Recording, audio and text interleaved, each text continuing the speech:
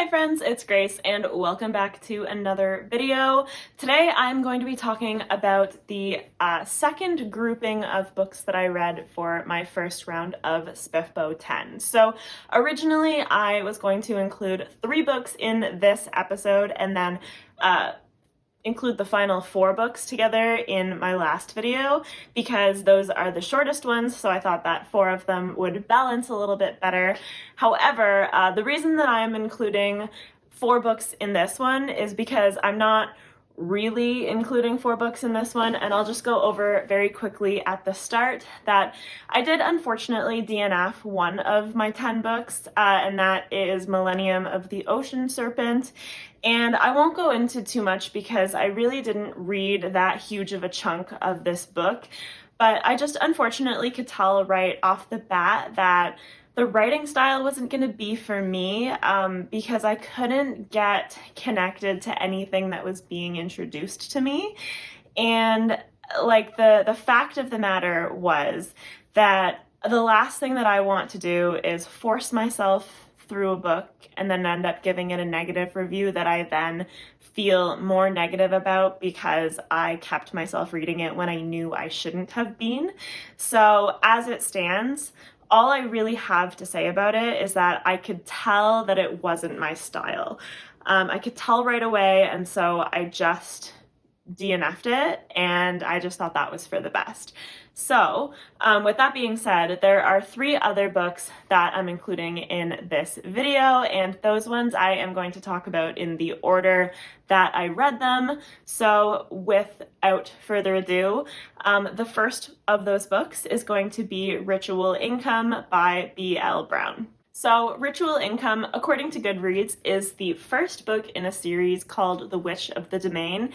And the reason that the series is called this is because our main character, Milla, is what is known as the Witch of her domain, which is in Florida. And this essentially means that she has the care of this region, and it sort of magically belongs to her in the sense that she needs to tend to it by giving it some of her power and essentially like feeding it to ensure that it's healthy, and that helps to ensure that everything in that region magically will sort of thrive.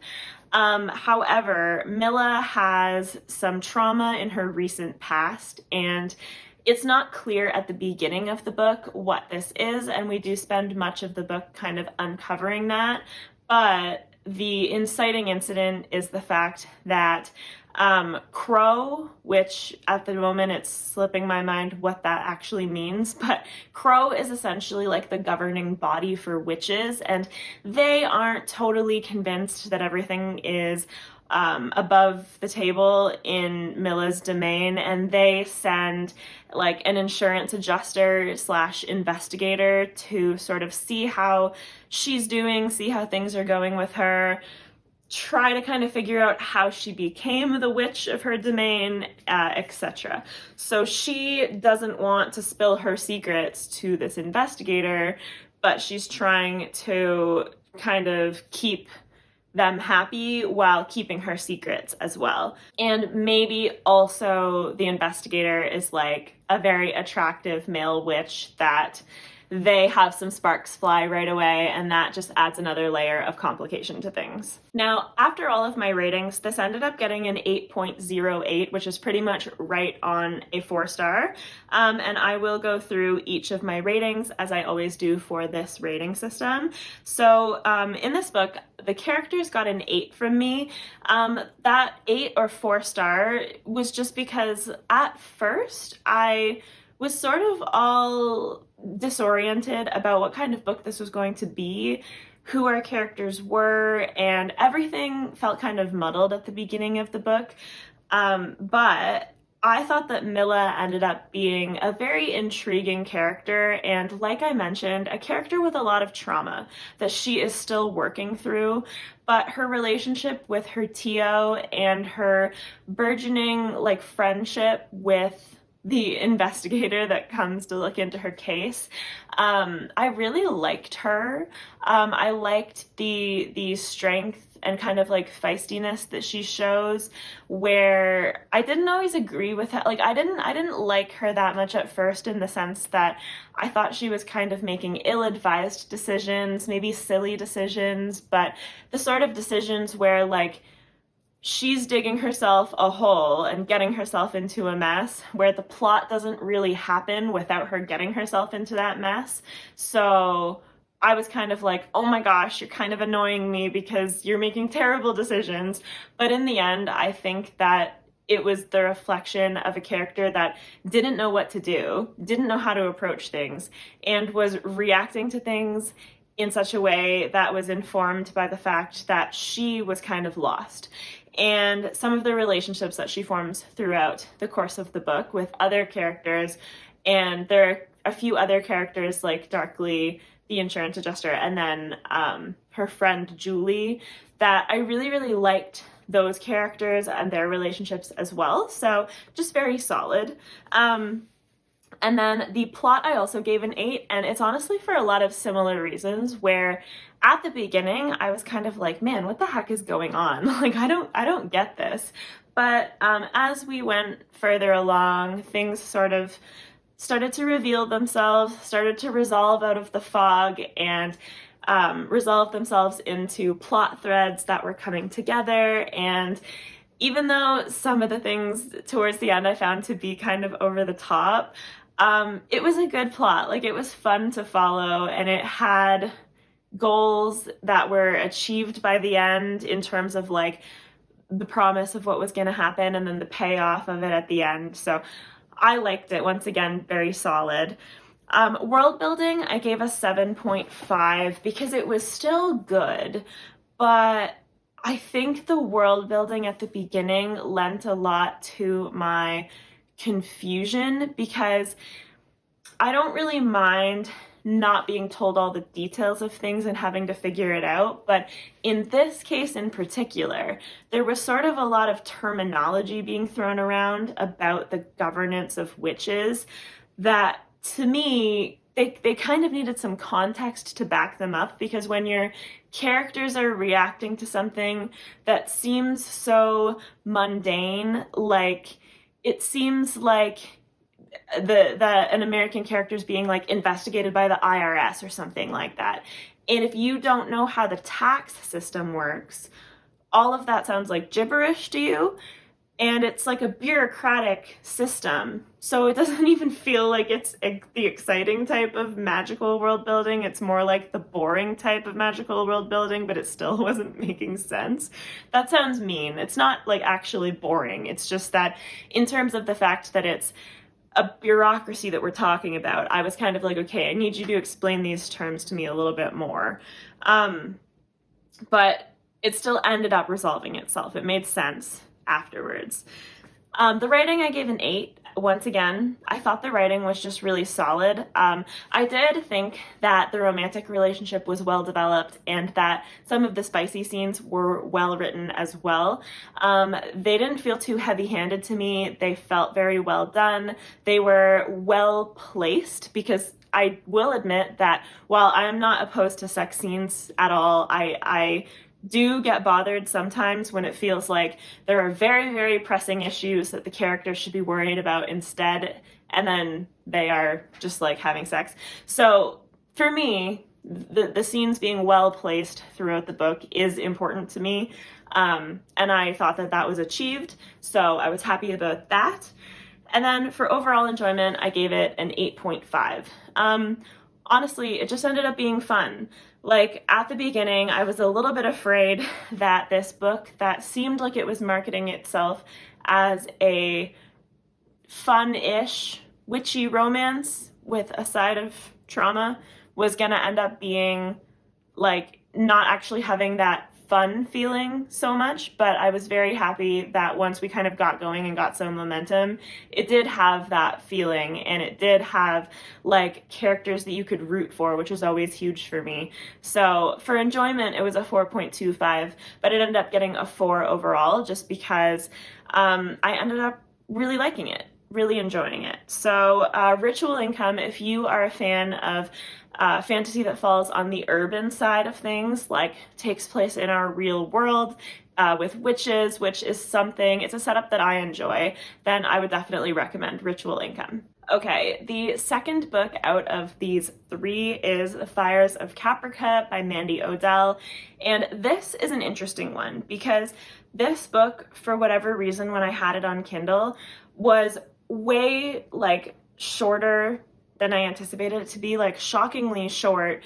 It said that it was, I think, 400 pages, but every time I would flip a page in the Kindle book, actually like 2 page numbers would pass. So this book was probably closer to 200 pages, and it absolutely flew by. And at the beginning, I was like, oh, I can tell this is going to be a fun time. But unfortunately, by the end, it ended up feeling like an unfinished book. Like it went by too fast, it was too short. So I ended up giving this 3.25 stars.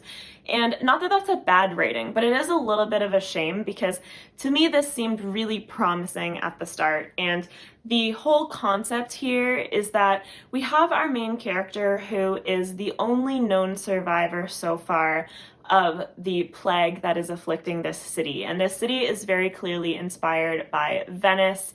It has the canals, it has like Italian sounding names, it has sort of that whole vibe going on, and the whole wider geography is like kind of like a string of islands where each one is sort of inspired by a different European country. Like the other one that they mainly talk about is very clearly French, but the island that we spend our time on is like the Italian one. So great setting to start, and our main character Mercy, like I mentioned, is the only survivor so far of the plague, but she is also a physician's assistant. So the physician that she assists saved her from the plague somehow, but she doesn't know how, and she is sort of still recovering from the plague when we meet her in the book. And she is in a very unique position because not only is she the only survivor, but she is also a childhood friend of the Grand Duke of the city. And so as she is regaining her strength and regaining her health, he wants her to come work at the palace as a physician there. But while all this is happening, one evening out on her balcony above the canal, she sees a murder committed, and the kind of mystery surrounding this murder is that at night there are tigers that roam the island and roam the streets, and they are believed to be such a danger that there are human body parts being found in the canals. But when she sees this mysterious murder being committed, the question becomes, are the murders and the deaths that are occurring able to be laid at the feet of the tigers, or is there something else sinister going on?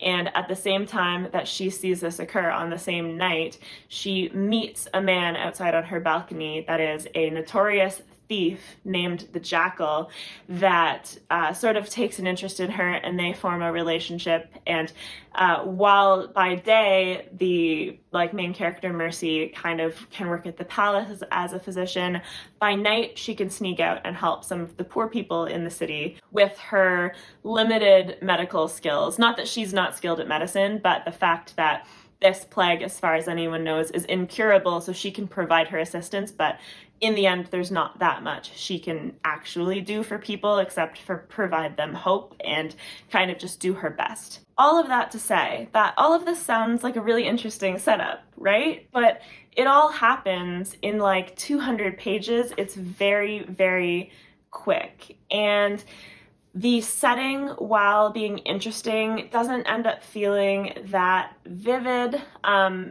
I'll start with ratings because I'll get into some more of these details when I talk about each of these categories. So I gave the characters a 7 because I actually did like our main character, Mercy.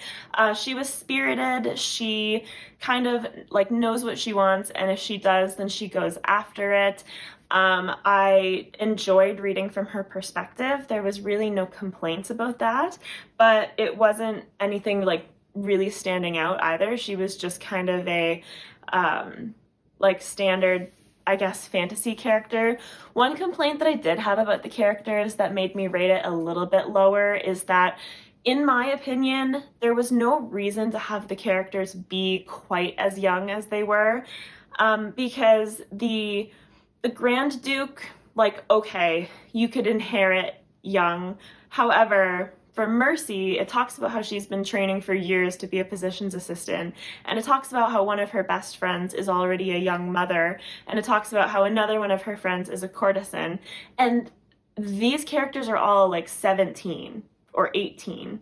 And in my mind, I'm kind of like, okay, for people to have like careers, for people to have been doing a certain thing for years and to be competent, like, there was no reason for me why these characters couldn't have been like 21 or 22, especially a notorious thief slash spy that is taking the entire city by storm and is a mystery and no one knows their identity, but they clearly have like years of experience as a spy.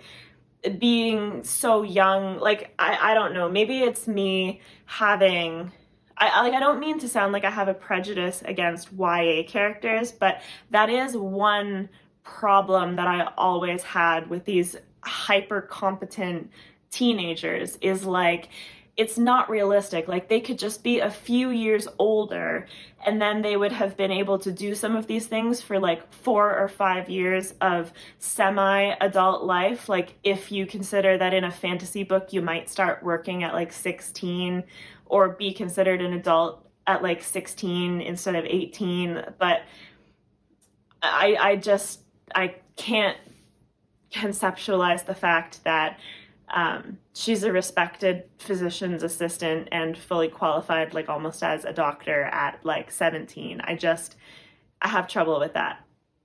I didn't mean for that to sound like so much of a rant, but as a long-winded way to say that I liked the characters, but that was something that kind of bothered me about the characters.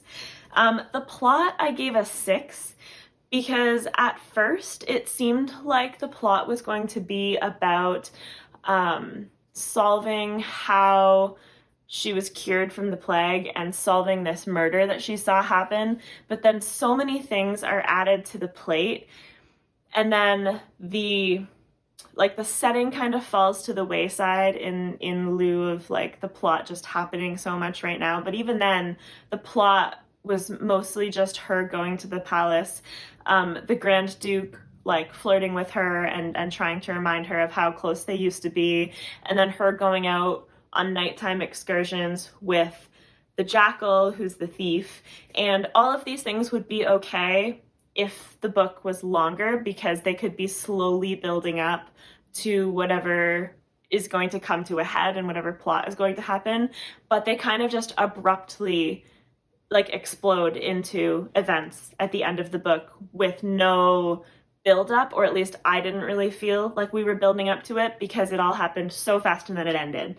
And the book also ends on like a cliffhanger where the main character is like, okay, well now you guys need to explain this to me. And that's like the last line of the book. So I gave the plot a 6. I didn't think it was the best, but it wasn't like terrible either. Like, it was fun and entertaining to follow. It just didn't like hold up. It doesn't really hold water. But world building, I also gave a 6, because while the plot sped up and things were all trying to happen, I felt like the setting and the world building and some of the other considerations ended up feeling kind of flimsy. Like, at first, the setting is really kind of fun, and there's not that much legwork to be done to have you picture a canal city, because that's something that exists for us. We can already kind of picture that ourselves. But food, for example, with the exception of at the palace, it seemed like all anyone ever ate was stew. That was like the only food that was ever mentioned, and I was kind of confused by that. I didn't even think that stew was Italian. I could be wrong. And it seems like a petty complaint, but one of the other things was that this jackal is supposed to be a super secret identity for this person. And he says that no one in the world, except for our main character Mercy, knows his true identity. But He takes her to multiple places where everyone present calls him the Jackal and knows who he is. And I can understand to a certain extent the idea that the poor of a city are not running to the nobility to like tell on him. But I think in the end, it becomes pretty flimsy just based on the sheer number of people that clearly know who he is. Like, I'm sure that the Grand Duke has spies. We, like, eventually find out that he does have, like, his fingers in some other, like, he's keeping watch. And it just doesn't make any sense that, it just doesn't make any sense. This is supposed to be like a top secret identity. And there were a few other inconsistencies like that throughout the book that kind of ended up bothering me, because I'm like, you can't really build an important part of your plot, like someone's secret identity, on something that clearly isn't actually secret. Like, it stops making sense. And the writing, I gave a 6.5 because it was perfectly serviceable. There was nothing wrong with it. Like I mentioned, I did think the book as a whole was fun. So like, it was coming through, it was working.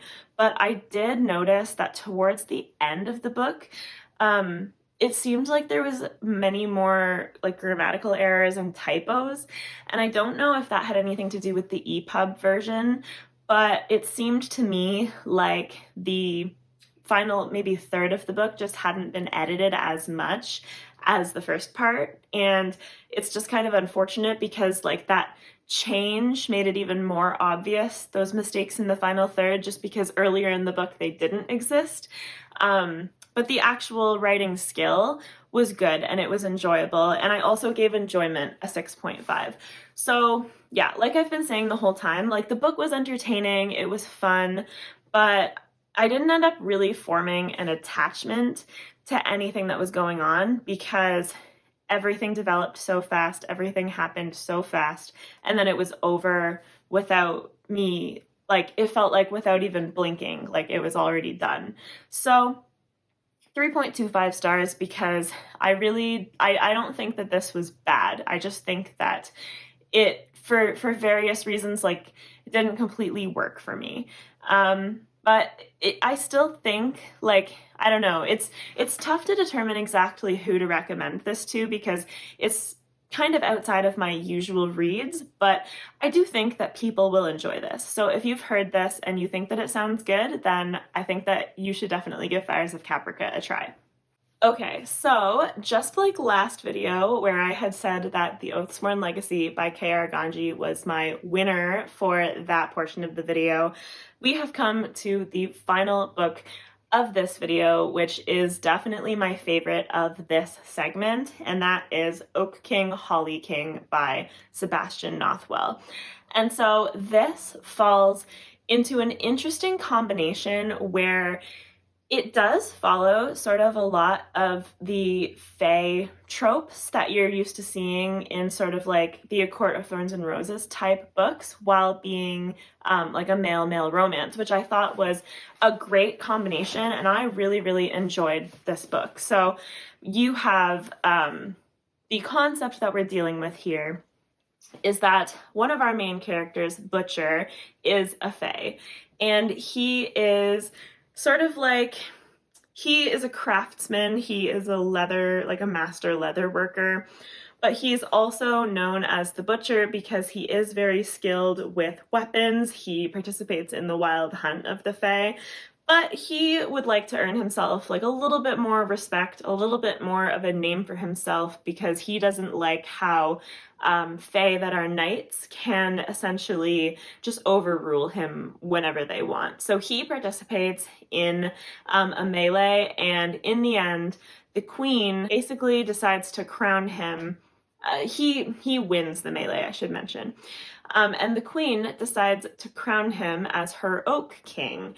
And this may sound like a reward, but it is actually not a reward. It is essentially a punishment, because the way things work in the Court of the Silver Wheel that she presides over is that every summer and winter solstice, the reigning Oak King and the reigning Holly King fight each other, and I don't remember how this goes. It must be he is crowned on the summer solstice as the Oak King. So there's a currently reigning Holly King, and he's crowned on the summer solstice. So Butcher on the winter solstice will have to fight and kill the Holly King to usher in the winter season. And then on the summer solstice, whoever is the new Holly King will have to fight and kill him to usher in the summer season? Maybe not. I guess you're already in the middle of winter, right? On the winter solstice? Or is that the start? I don't know. Clearly, I don't know enough about the seasons to fully understand how this works. But essentially, this is a centuries-old ritual in the court of the Silver Wheel that ushers in the changing of the seasons. And so he is essentially destined to die in about 6 months unless he can find his way out of this.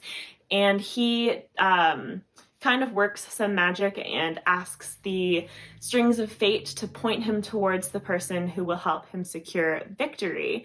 And these magical items, they point him out of the Fey realms into mortal London. I believe it's 1844 in this first instance, and they point him towards Wren Lofthouse, who is a clerk for a lawyer in London, and he kind of lives a very mundane life, honestly. Wren doesn't have much going on. He is a clerk and he lives above the office, and that's kind of about it for him. So Butcher shows up at his door one day telling him that for some reason he is the person that can save him from his fate in this cyclical nature of Oak King defeating Holly King defeating Oak King. And we sort of go from there, and they strike up a romance. I don't think it's a spoiler to say that this is a romance novel. And I just really enjoyed myself. Like, I really had a great time reading this. I think that in the end, it is a little bit of a slower moving book, so I don't know that everybody would love it. I did see some reviews for sure that said that they found this to be slow. Some people that said that they DNF'd it because they didn't think much was happening. I personally really enjoyed the character-driven nature of this, and part of that is that I gave the characters a 9. I really enjoyed the characters, and part of that is the fact that I thought they were so different from one another, but so distinct each within themselves. And in addition to that, I really enjoyed the romance that formed between them. I really enjoyed the loving and sweetness, while also just having like a partnership in terms of like learning from one another, working together, and sort of like escaping real life together, because in 1844 London, sentiment was not very kind towards men who were attracted to other men, and that is something that Wren very much had to keep hidden in his life. And so there is some freedom associated with the other world that he now finds himself with access to. And so I really liked the characters. The plot I gave an 8. Because I liked where the book went and I thought it was solid, but like I mentioned, it is mostly a character-driven story. There's not a huge amount of plot, but there is still a goal that they're working towards, and not only the goal in the Fey realm about these duels between Oak King and Holly King, there is also some things that are on the slightly more mundane end of things in the real world that also have some relevance to the plot, because the lawyer that Wren clerks for has guardianship over a couple of young people that cause a little bit of troubles for them. And there's some plot happening there. There's some threads that lead throughout the whole book. But like, I enjoyed following both sides of it, even though, like I mentioned, it's not extremely fast moving. So it was just solid throughout, kind of steady pacing. The world building I gave an 8.5. I really enjoyed learning the way the Fae were portrayed in this book. I actually liked it a lot more than I've had success with in other books. I think it's because Like, there are some fae that are portrayed as dangerous and deadly, but I found it refreshing that in this instance, it was not by far all of the fae that were portrayed that way. All of them command respect, I will say, but some of them felt a little bit more human, a little bit more understandable, and to me, those are easier to integrate into like my immersion of a story, like easier to feel for, and just kind of things of that nature. So I really enjoyed the building of the Fae world because you still got the whimsical, magical feeling. We got to see the wild hunt. We got to see a whole bunch of different types of Fae from different courts that manifest in different ways and look different and have different lore associated with them.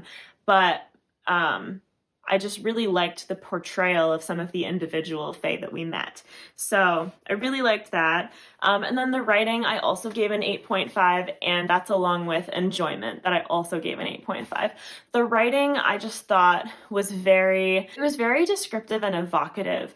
It definitely tried to emulate a little bit of that 1800s feeling in terms of being a little bit wordier, but in my opinion, not to its detriment. Like, not too wordy, but enough so that it's really capturing an essence of the scene. It's capturing emotion, and it's capturing the setting, and really kind of like bringing you there and drawing you in. But I really, really liked it. So like I said, I gave the writing an 8.5, and then just overall the 8.5 for enjoyment. I mean, it's a combination of everything that I've said so far. I did think that at the end there was maybe a bit of balance issues between two of the plots that we were resolving. One of them felt like it was resolved a little bit quickly to me based on how much time we had spent on it throughout the book, but I don't really have any other like criticisms. I just really, really had a good time reading Oak King, Holly King. So this is definitely my contender from this batch of books, and we will see what the final batch of books brings us. Getting into the shorter ones is an interesting exercise because sometimes it's nice to have a short book, but then sometimes it's hard to, like, it takes a lot of skill for an author to pack a lot into a short book. So we'll see how it goes.